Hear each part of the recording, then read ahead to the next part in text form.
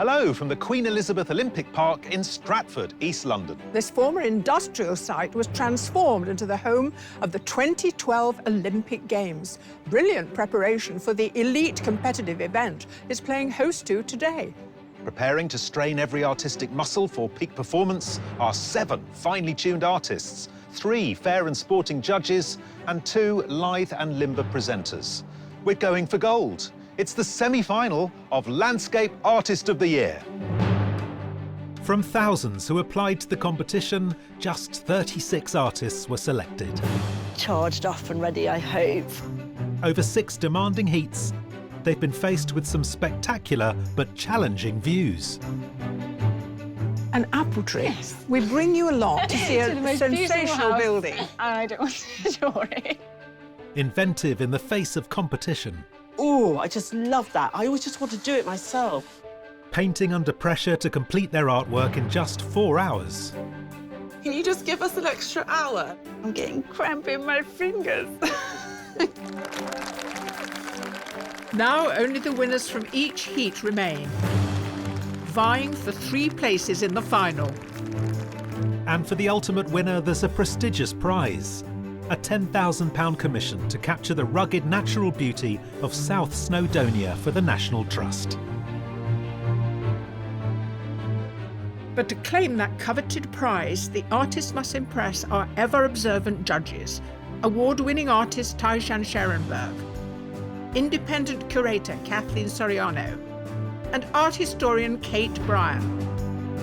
Did you learn anything from being with us in the heats that you're bringing to bear today? Yes, that 4 hours isn't very long. Ah. Just 3 of our semi-finalists will go through to this year's final. But to be successful today, they'll have to dig deep. This is like a nod towards what's underneath. They found remains of humans. Wow, well, if that thunder and lightning gets any worse, they might find our remains quite soon.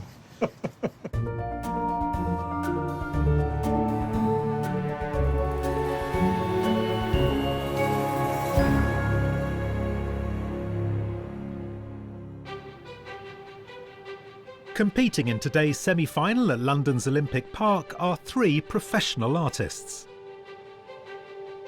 Claire Lord, Dougie Adams, and Ophelia Redpath. I just want to give it as much as I did last time, which was probably about 150%. And joining them are 3 amateur artists.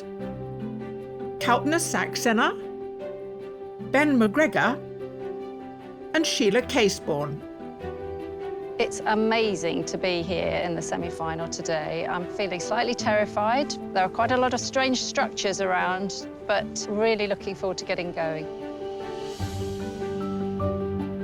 And at each of the heats, a throng of wildcards also took part, demonstrating an array of talents.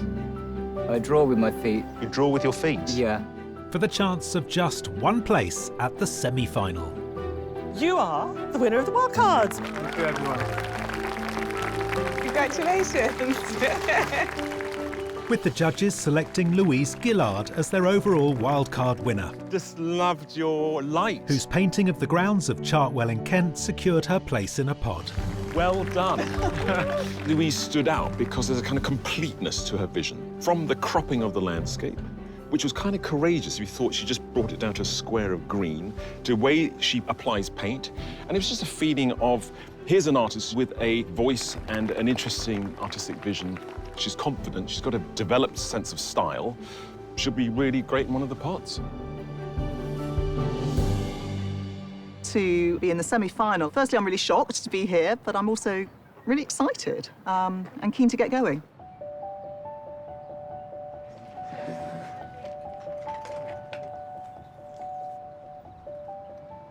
Artists, we hope you are feeling inspired by this Olympic view and are feeling on top of your game.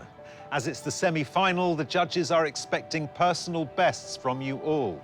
As usual, you have 4 hours to complete your landscapes. On your marks, get set, go.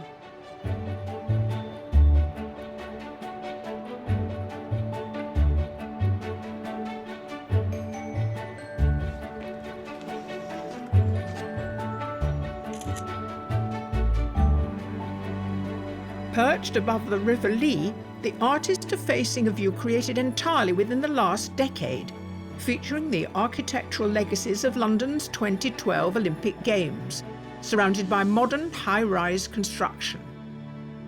We've chosen a fantastic location for our semi-final today. We've got a scene that has everything in it. It's got this dystopian architecture, it's got nature, it's got the possibilities for reflections, and we have a fantastic sculpture, the ArcelorMittal Tower, right in the centre of it. All 7 of our artists today in the semi-final have really earned their place here. So what we really want to see today is we want to see a bit of range, we want to see them being brave, and ultimately we want to see a painting that gives us a distinctive sense of who they are as artists. The thick haze engulfing today's location presents an additional challenge for the artists. The view is great, even given that it's misty. This particular urban landscape is quite abstract. Squares and rectangles and bits sticking up and things that you think, how does that building work? It's kind of an honour to paint this landscape, to be honest. I've got butterflies in my stomach right now because it was such a big deal, the Olympics in this country. It was kind of magical, really.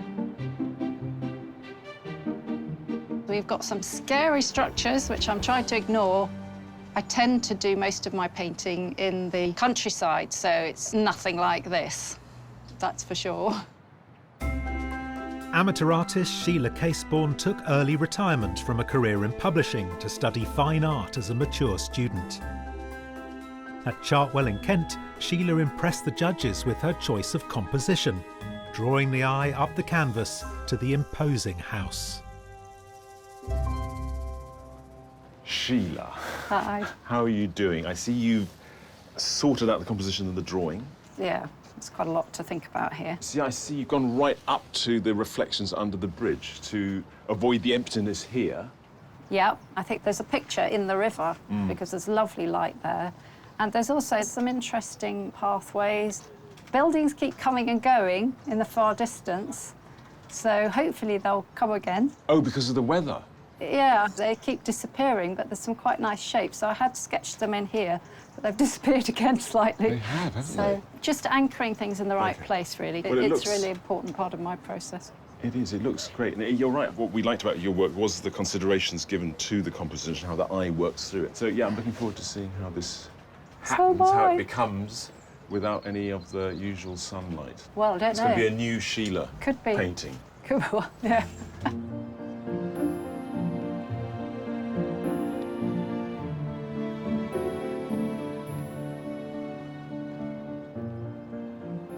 I've started by looking at the horizon and finding a couple of buildings that I like. These buildings are kind of slightly looming out of the mist. It's quite atmospheric, but there's all sorts of cranes and trees, and so I'm going to have trouble working out what to put in and what to leave out. Ophelia Redpath is a professional artist from Hertfordshire. Although she usually paints imagined landscapes, her interpretation of Hackney's West Reservoir captivated the judges, winning her heat. Ophelia, it is a huge landscape. So many elements to it. How did you set about it? The thing that gets me going is the colours first. So there were a lot of grey shapes, but then there was this lovely diagonally constructed red building. So I thought, well, I'll kind of make that a focus. Are you passing on the Anish Kapoor piece? I'm terrified of it. It's so very big complex. and complex, yeah. So that is a challenge which I might forego. What about the river? I paint the river last because the sky is going to change all the time and the reflections will change as well. But I think the nice thing about oils is that you can go over things. So you can add light or make it darker. So what will happen is that your painting will have its own weather. Yes, that's a really good way of putting it, yeah.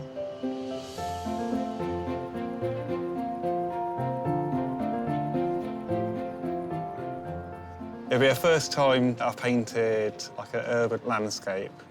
I might struggle with the buildings and the cranes. I'll be more comfortable with the water and the greenery, but there is quite a lot of greenery, so I have to make sure that's not dominating the whole scene. Professional artist Dougie Adams only took up painting in 2016 after completing 3 tours of Afghanistan with the Grenadier Guards. His muted colour palette and accomplished depiction of the reflections on the lake at West Wickham secured his place at this year's semi-final. I feel like we've given you a gift, Dougie, with all this water. You've got reflection again. I have, yes. Are you happy about that? I am. And you've given us everything in this view. You've got the water in, you've got the greenery at the sides. I wanted a bit of distance. OK. I think the water will do that. What are the big problems that you are anticipating in the work today? Maybe the fiddly parts, the buildings. I'm not used to that. Architecture's not my strong point. Oh, it's the first time, is it? First time. Wow. They look quite far away to me, so there's not going to be too much detail, is there? No, just a steady hand. I'm not very steady. Different brushes? I've got some new brushes, yeah. Especially for the semi-final? Yeah. So it's like having a new uniform on the first day of school? That's it.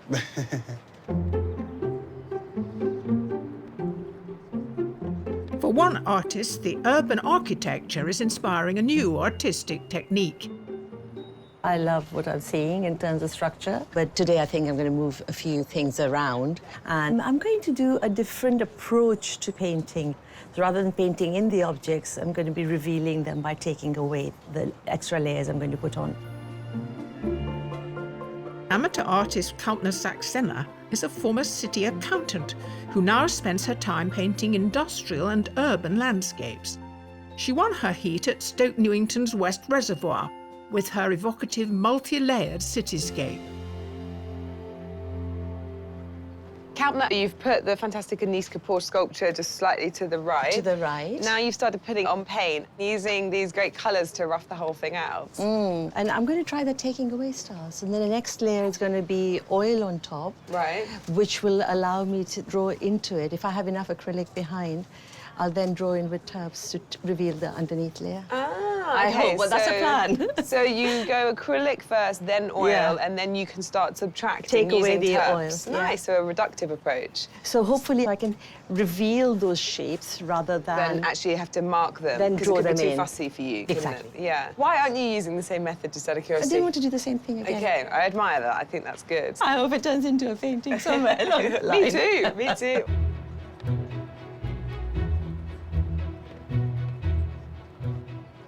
The 7 artists are 1 hour into their semi-final challenge. And important decisions are being made. So, Ophelia, are you going to play with reality again? Are we going to Yes. see you moving stuff around? Yes. And you had an owl in your submission. Are we going to see a penguin or a... What are we going to see? Are we going to see a bird Penguin. today? I was thinking, I don't know how surreal we're allowed to get.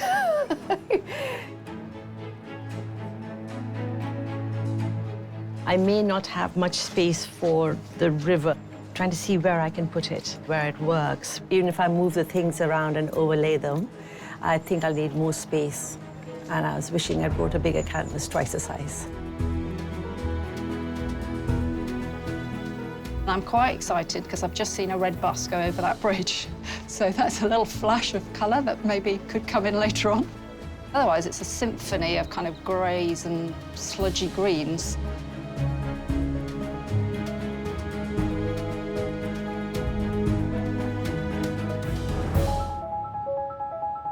Here at London's Olympic Park, our 7 semi-finalists are into the second hour of today's challenge.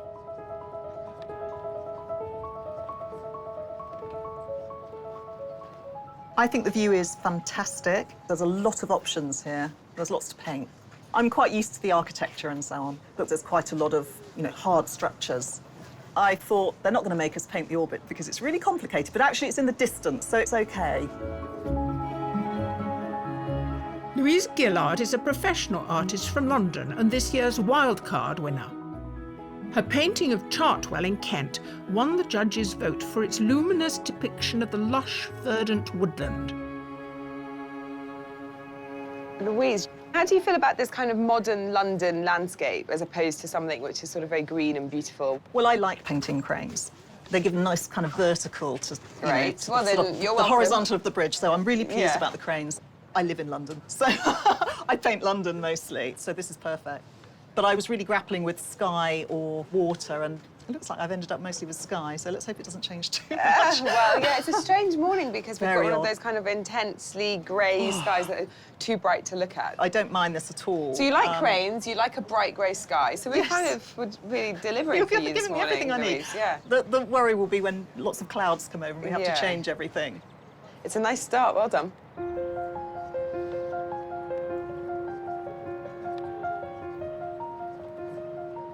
Today I'm painting on exactly the same size canvas as I did last time. It's not a traditional landscape. The square forces me to mess with the composition a bit more, not be tempted to get sucked into painting exactly what I see in front of me. Ben McGregor is a builder from Leigh-on-Sea in Essex, painting abstract landscapes in his spare time. His reimagining of the view of the grounds at Chartwell won him his heat, impressing the judges with his expressionistic style. Ben, I see you split your canvas up again into the magic golden ratio. Yeah. It really seems to be your go-to substructure. Yeah, it's a great foundation for me. It brings like a similarity to each painting, I think. Your paintings are generally very full. Yeah. Here we've given you a huge expanse of the Lea River. Is that a problem, having that much emptiness in the centre of your composition? Not necessarily. I will just clip it and make it claustrophobic, which is like my... Your middle name. I love it. OK. Is the Anish Kapoor orbit your narrative, or is this, have you found something else? It's going to be one of the narratives. I'm going to tell a few different stories in this one, what they had to do to kind of prepare the site. I know there was a lot of digging and a lot of archaeology, and so I might try and sort of bring that in somewhere. That could be quite surreal. Yeah. Well, surreal is, that's what I'm trying to... That's what you're aiming for? Yeah, yeah. I'm really intrigued.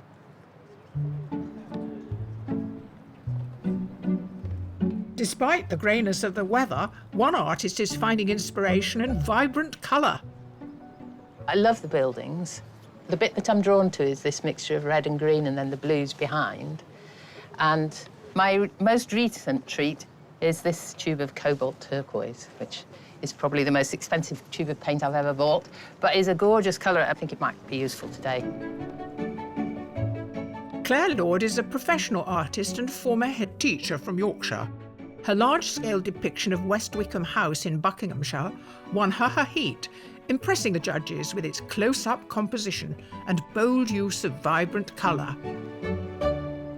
So Claire, the palette at the moment, it's quite colourful, and actually when I look out at it, it's bleached in a way because of this strange white light that we've got at the moment, and you've raised the register. Yeah, I do paint what I see. People often say it's a bit bright, but it is how I see it. OK, I think it's my eyes. Maybe I need your glasses. And no fear of greens. I can see such a range of greens that you've got already. I'll just show you something. You've got your green chart. Woo. My goodness. Do these codes sort of tell you what you need to mix together to Yeah, in order so to it's get yellow, them? ochre, lemon, and cadmium yellow. So no drawing on the canvas, though? It was straight on with the paint? No, draw with the colour. OK. Yeah. Fab. I mean, I am drawing really now. Great. Well, thank you. Amazing. Good luck. Fingers crossed. Fingers crossed, yeah.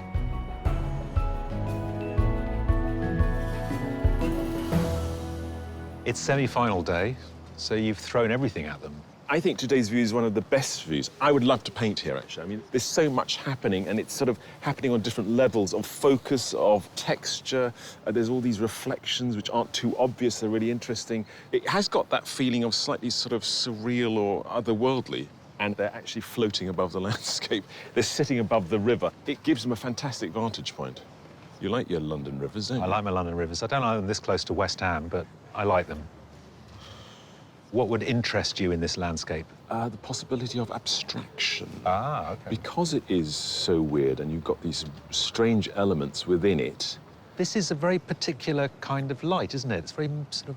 Is murky a word you use to describe it? Murky, or in artistic terms, silvery. Silvery. Silvery. Does it make things difficult? I think it does, because when you structure things, you need light and shade to make things, you know, feel voluminous. And here, there isn't any of that. Some of the structures are really unusual. I mean, the orbit, it's hard to ignore for the artist, isn't it? It is overpowering, and it is in the reflection as well. So, yeah, it has to be dealt with, but it's a kind of problem really worth solving, to paint it would be just fabulous.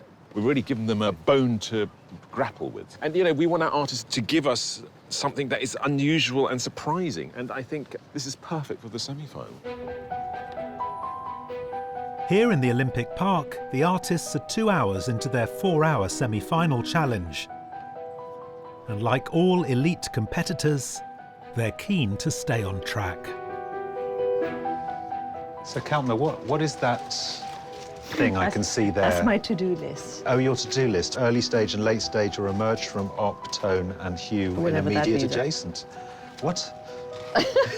I don't know. Is that because you're worried you might just forget what to do? But sometimes you just get happy and you carry on painting and you kind of keep putting on this lovely paint. You should have make it through to the final at the bottom, shouldn't you? It's the final. That's just too much. That's unwritten at the moment, so we'll see.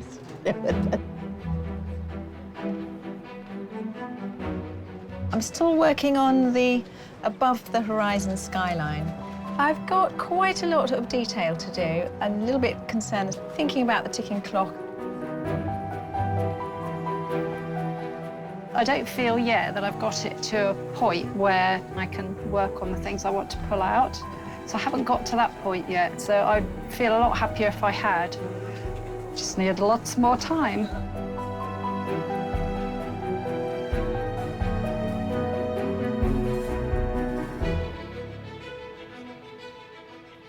Here on the bridge over the Lea River at the Queen Elizabeth Olympic Park, the artists are entering the 3rd hour of their 4-hour challenge. And as the haze begins to lift, the busy skyline is slowly being revealed. Louise, it looks like you're painting exactly what's in front of you, to each detailed crane. Yes, I like everything to be in the right place, I must admit. I wouldn't move things around, but hopefully I'll be a bit expressive with how I render the objects. And what about the sky? Are you going It's been troublesome, hasn't it? I'm going to leave it until the very last minute to decide whether to go darker with the sky or not, because that changes every 10 minutes. Bit of a risky strategy. I think that makes a lot of sense. Well done.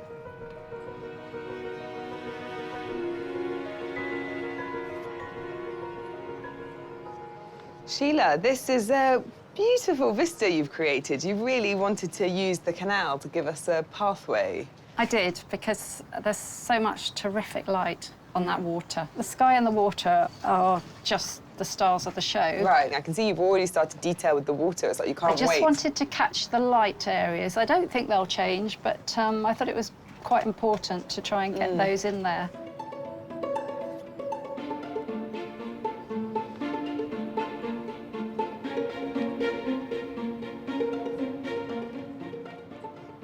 It's weird. It's like you've painted knowing the light is going to just lift a bit. Because it was very, very grey. It had that kind of, this kind of grey silveriness to it. Sometimes I oversee the dark. Yeah. I think that's partly why I work in these layers. Yeah. And because it's this sort of hazy day, the thinner paint gives that sort of misty transparency that seems to work quite well. You've got a very nice blue, which you've used up here, I think. Is that it? Yeah, cobalt turquoise. And I'm looking at your palette, and in the thinness of the paint, it's very beautiful. Thank you.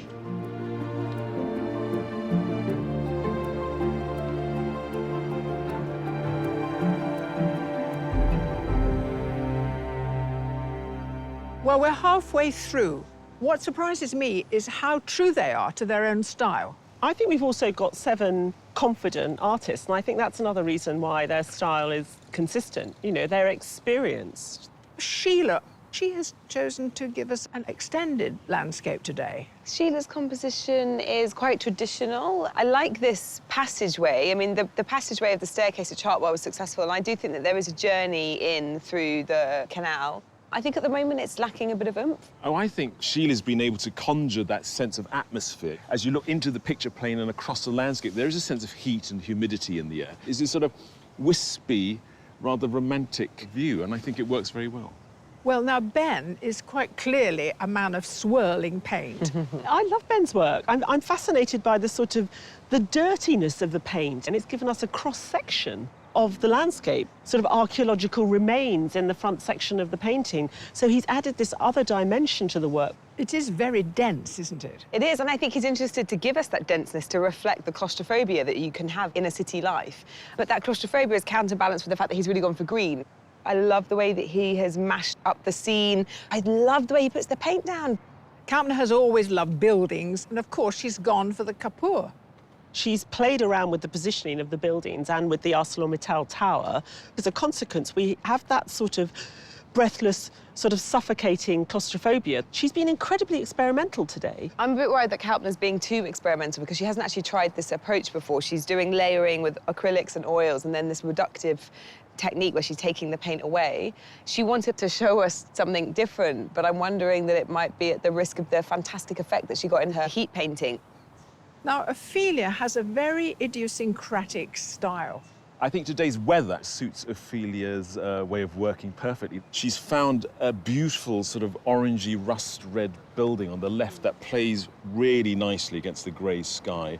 And slowly, sort of this magical realm is opening up. But what I find fascinating about Ophelia's work is she constructs this narrative, and it's not just through the objects that she chooses, it's through the colours, it's the tonalities, the richness. Louise is a wild card. So how is she doing today? Louise has very cleverly used the verticals in the landscape to pin the landscape in the foreground into a composition. And what we're seeing, which we saw on her wildcard painting, was a sense of touch that makes the light bounce off the foliage. I sort of can see Louise's happening before my eyes because of this layering process that she does, more and more and more paint. It might be easier to do trees like that, but when it comes to detailed, fine architecture, she might run into a few problems. Dougie. He does quiet landscape. Reflection's a big thing for Dougie. I mean, that's what he's saving his coup de grace for. But he's never painted buildings before, so he's quite excited by it, and I like the way in which he's sort of referenced them in the distance. Dougie wants to create space and atmosphere, and it's also underpinned by that denseness or the lowering of the tones. I think it's a very beautiful atmospheric piece of painting. Now, Claire has a very clear sense of structure. Is it succeeding? She's actually avoided the river, she's climbed out to the riverbank, and she's in amongst the buildings. And it looks so beautiful in this translucent state. Her next stage of layering is, of course, putting thick paint on. Does she really want to spoil it? I think Claire really responds well to colour. I'm a bit worried about the size of Claire's painting. She needs to get it really nicely resolved. It might just be a little bit big to pull it off, I don't know.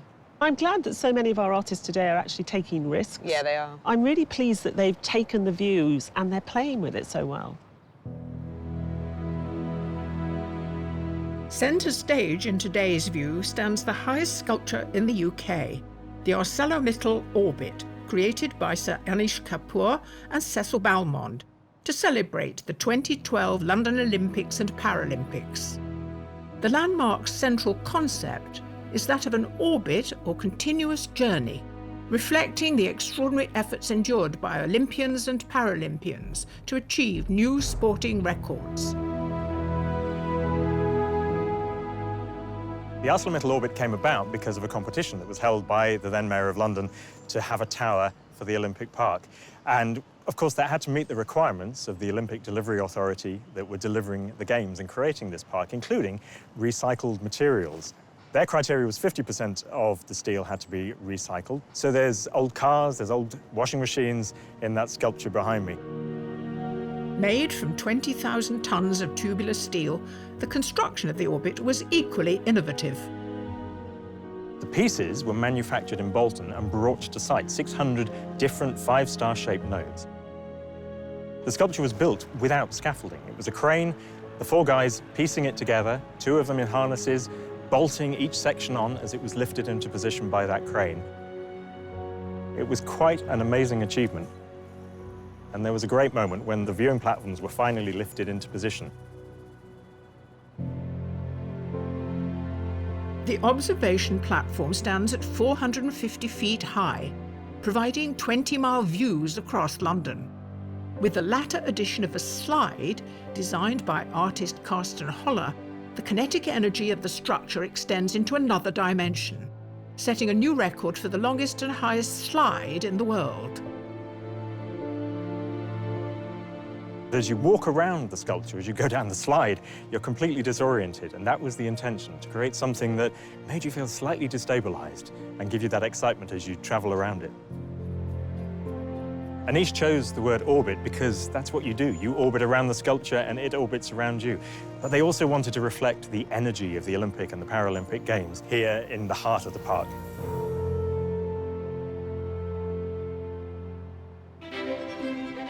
And in the heart of the park today, the 7 semi-finalists are just over 3 hours into the competition. I can't believe I've come in at a crucial moment. Yes. That beautiful side of the orange building has slowly disappeared in front of my eyes. What are you doing? Well, there is a tree in front of the building, and I was thinking, shall I leave the tree out? But it's actually having a bit of green in front of that red is actually quite nice, but I've got to play around with it until I get the right sort of green. And you applied it in a very particular way. There's a sort of very feathery, It's a kind of curly, yeah. It gives you that sense of air that's sitting in amongst the branches Yes, as that's well. really good. Yeah, that's the kind of feel that I'm trying to get. And of course, we're all desperate to see whether there's going to be a heron, a moorhen, a phoenix. I know, yes, maybe. Some crazy. And Stephen suggested a penguin. So. A penguin? OK, right, that would be completely ridiculous. Yes. Don't do a penguin, please. I won't do a penguin, OK, thank you.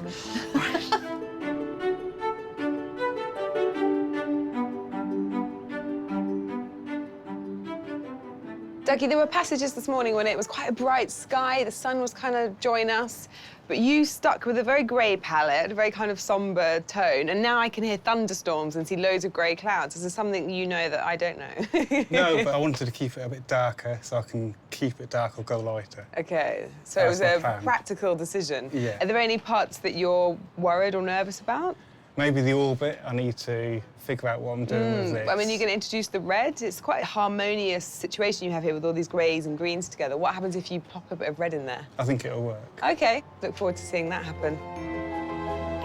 The sky's been proving difficult for the artist all morning. But now the dramatic weather brings an extra artistic challenge. Quite fun painting in a thunderstorm, isn't it? It is, yeah, it's a first for me. But can you see it? Because the cloud is getting in the way now. I'm just going to go for it quite sort of impressionistically. I'm not going to try and get much detail out of it, I don't think. Your whole thing is very impressionistic, including the archaeology underground here. I like the skeleton representing the finite nature of life, basically. And the rest is done with great swooping brushstrokes. Yeah, I wanted it to give it, like, movement and drama and kind of weirdness, really. I wanted it to be as weird as possible.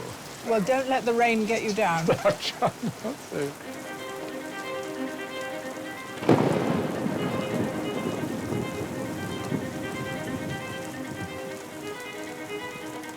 The view doesn't look anything like it did at all before. The question now is, do you go with what you're seeing in the moment, or do you change it? I would like to go over there and have a good look at it in the rain, just to see if anything really leaps out at me. I wouldn't say it's going to plan exactly. I think I've got a few problems. I don't think it's going well. Tactic to deconstruct wasn't particularly clever for today, and especially with a structure like this.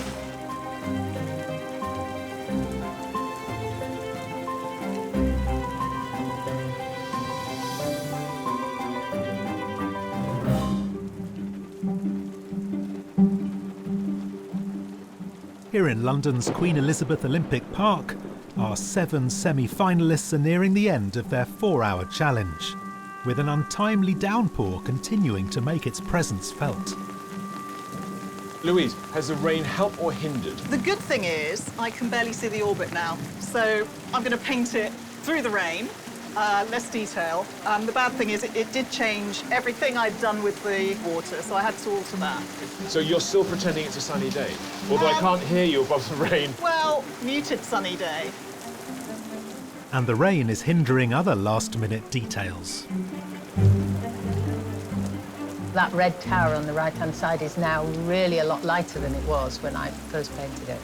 So I'm just concerned that I might not get it to a place where I feel that it's resolved, but hopefully I will. I think I will.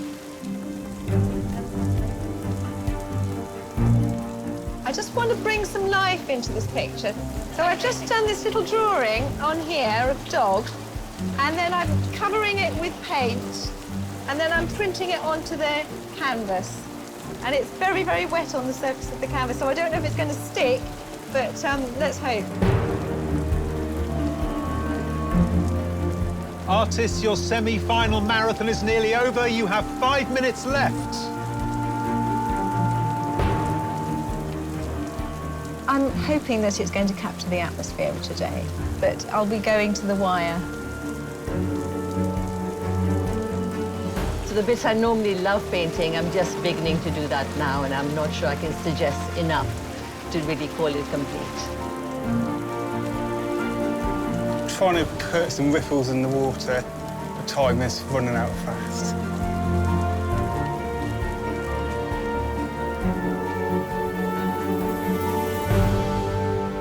Artists, your time is up and your challenge is over. Please put down your brushes and step away from your artwork.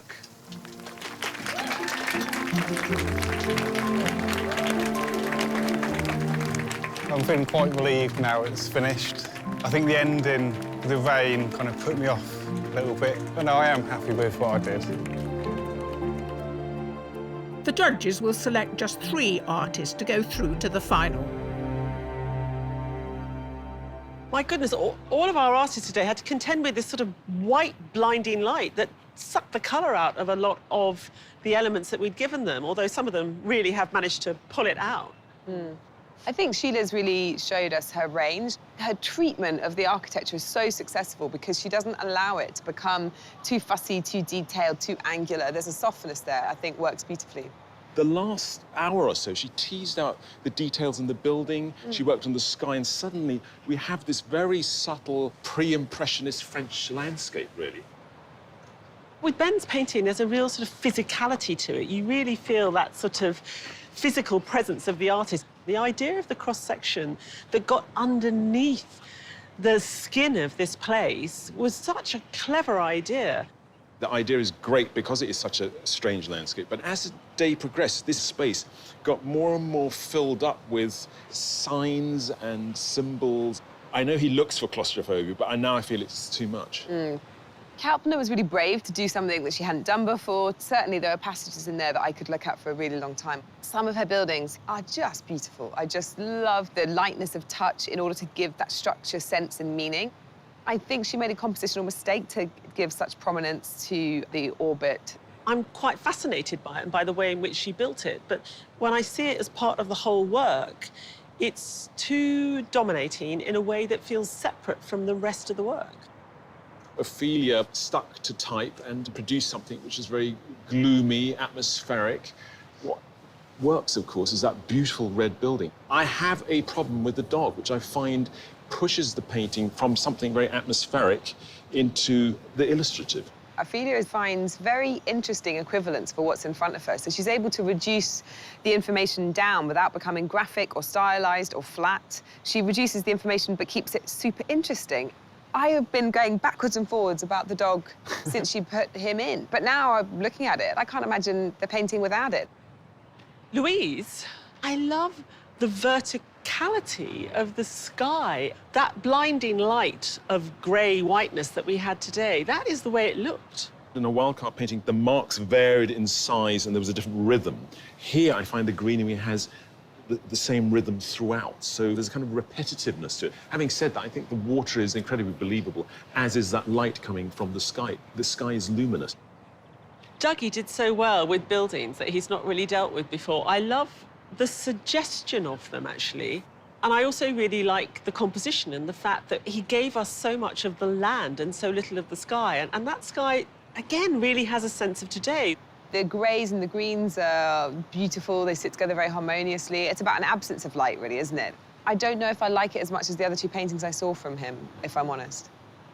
Now, Claire's gone really bold and big today. In West Wickham, we were sort of pressed up against the subject. Here, she's given us a bit of space. And although there are beautiful passages of paint, the paintiness of the landscape in the bottom half is sort of undermined by that sort of concentration on architectural detail. I really love the colour combination.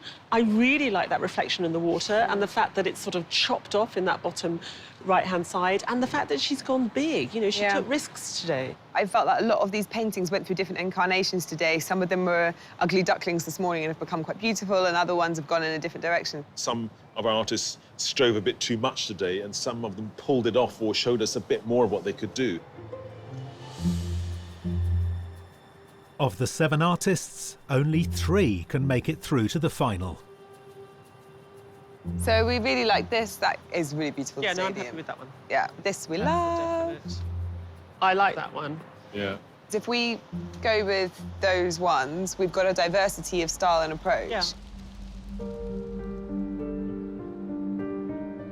Artists who have reached this stage in the competition is a really impressive achievement. So we congratulate each one of you on your outstanding talent. But as you know, the judges can only select 3 artists to go through to the final, and they have reached their decision. The first artist who will be competing in the final is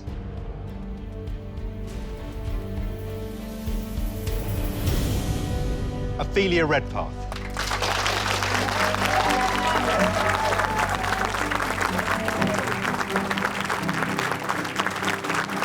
The second artist is Claire Lord.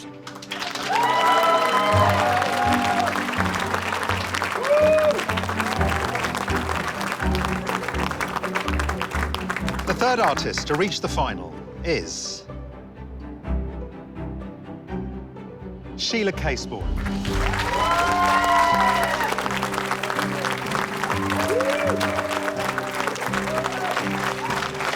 Our commiserations to the rest of you. It doesn't mean that you didn't do outstanding work and that we don't appreciate that too. So thank you to you as well.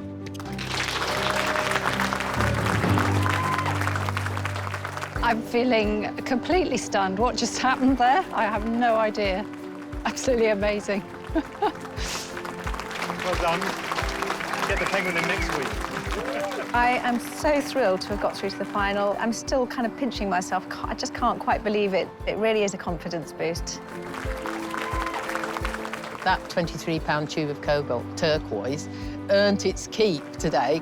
I'm extremely excited about the prospect of what is to come and slightly gobsmacked about having won through to the final. We picked 3 artists that are like fine wine. It's a really good blend of artists. They all cover an element of art that we want to see in the future. The ones that we chose today stood out because they showed experience and maturity by sticking solidly to their style, but also really leaving us wanting to see what they could do the next round. Yeah.